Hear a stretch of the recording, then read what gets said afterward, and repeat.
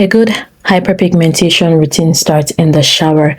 It's not about having an extensive routine or using so many products. It's about knowing what to use and how to use it.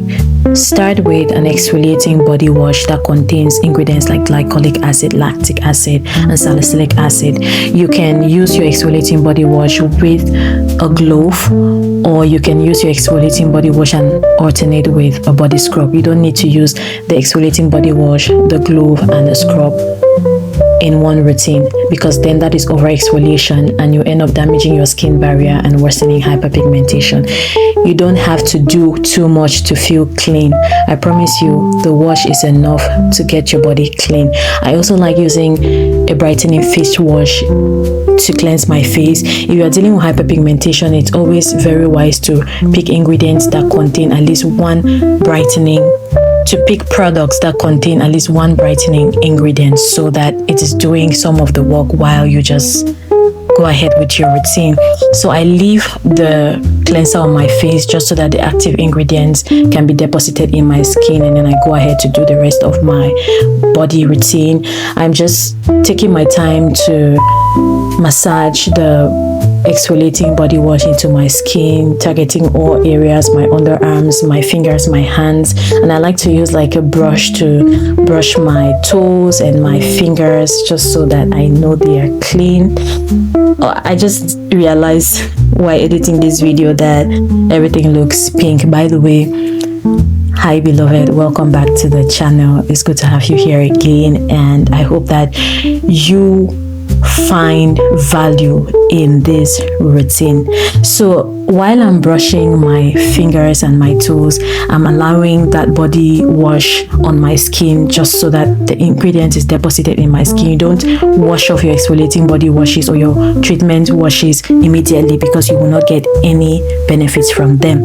I love using the bar soap for my intimate areas. It is gentle and it doesn't disrupt the pH of my intimate areas. The days I'm using scrub, I use the Banish Bacne Blaster or the Davis Himalayan scrub. And on the days I'm not using the exfoliating body wash, I use a gentle body wash containing vitamin C. You do not have to exfoliate your body every day. You don't have to use a scrub, a sponge, or an exfoliating wash every day.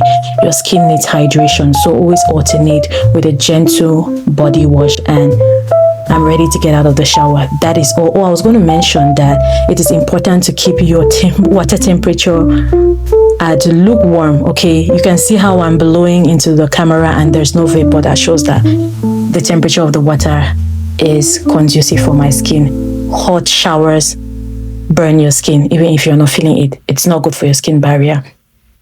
When I get out of the shower, I use a towel to dab off the excess water from my skin, and then this face towel to wipe off the excess water from my body. I do not reuse the towel twice. So for my face, when I use the face towel, I throw it away. When I use the small body towel, I just wash it after use. That's why I use a very small body towel, so I know I'm not harboring bacteria and I'm not using it twice on my skin. After I dab the excess water off, I use glycerin to pull in the water that is on my skin into my cells. Glycerin is a humectant, so it helps to pull water into the skin. That way my skin is very hydrated. And then I go with my treatment body lotion, which is the glycolic acid body lotion. This is an exfoliating body lotion, and it helps to slough off the skin cells and brighten the skin. For my bikini area and underarms, I use this pad containing glycolic acid, niacinamide, and other exfoliants to brighten my underarms and bikini area and prevent underarm bumps. And now to the face, I either go in with a hydrating toner or a hydrating serum. You can do both, but it's preferable to do one just so that you're not having a very lengthy routine. As for exfoliants, we're going to talk about that later in this video. So today I'll be doing toner, and I like using toner containing brightening ingredients like alpha-butane kojic acid. If you find a toner that contains brightening ingredients and also hydrates your skin, it's good. This one contains ceramide, which is a skin identical ingredient, and I'm sure that my skin barrier is hydrated, my moisture barrier is intact, and it's ready for my treatment. The next step is a vitamin C serum. Vitamin C serum is important, but it's not compulsory. If your skin cannot handle vitamin C, it's totally fine. Vitamin C is that ingredient that helps to fight free radicals, and when you're treating hyperpigmentation, protecting your skin cells from free radical damage is very, very important. I just noticed that that was the last drop literally, so I had to grab a new one.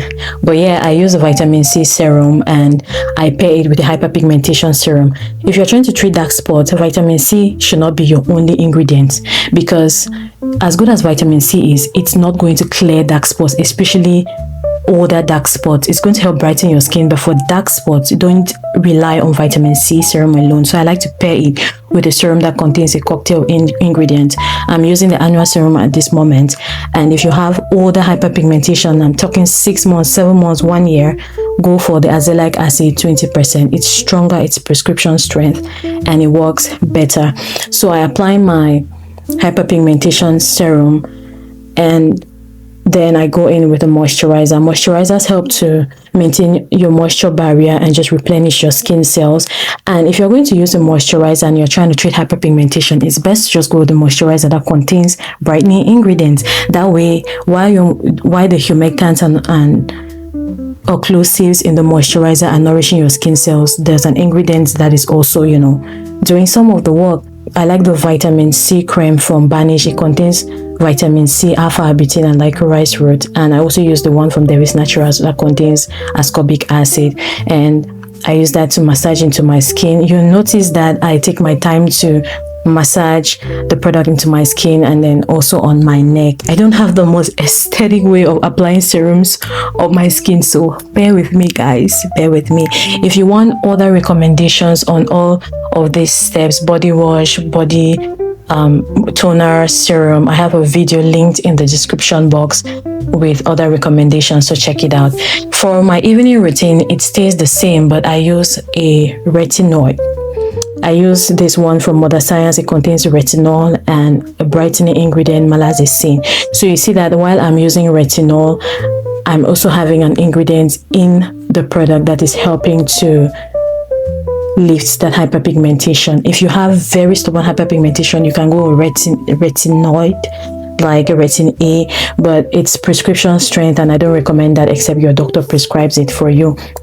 So in this routine, you'll see that we are targeting hyperpigmentation at all levels. So key steps to note when treating hyperpigmentation: you want to ensure that your skin barrier is intact. You're hydrating your skin properly, because a damaged barrier cannot heal and definitely cannot be bright. So hydrate your skin with skin identical nourishing ingredients and protect your skin from further damage by using antioxidants like vitamin C, and preventing further hyperpigmentation by using sunscreen.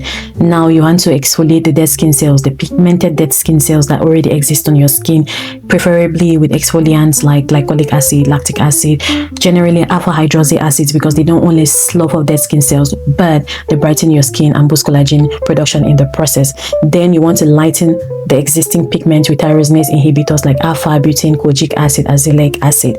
And then you speed up skin cell turnover with retinoids to ensure that newer, brighter skin cells come to the surface. And don't forget to eliminate the cause. If it's acne, you have to keep acne at bay and make sure your acne is controlled before you embark on the journey of treating hyperpigmentation. But yeah, I hope that this routine helps you. You do not have to do too much. It's about being strategic and ensuring that whatever you do, protect your skin barrier and don't irritate your skin. Using too many products will irritate your skin and worsen hyperpigmentation. Over exfoliating using harsh products will only make things worse. I hope you found this video helpful. If you did, please share, like, subscribe, and check the description box for other recommendations. Bye.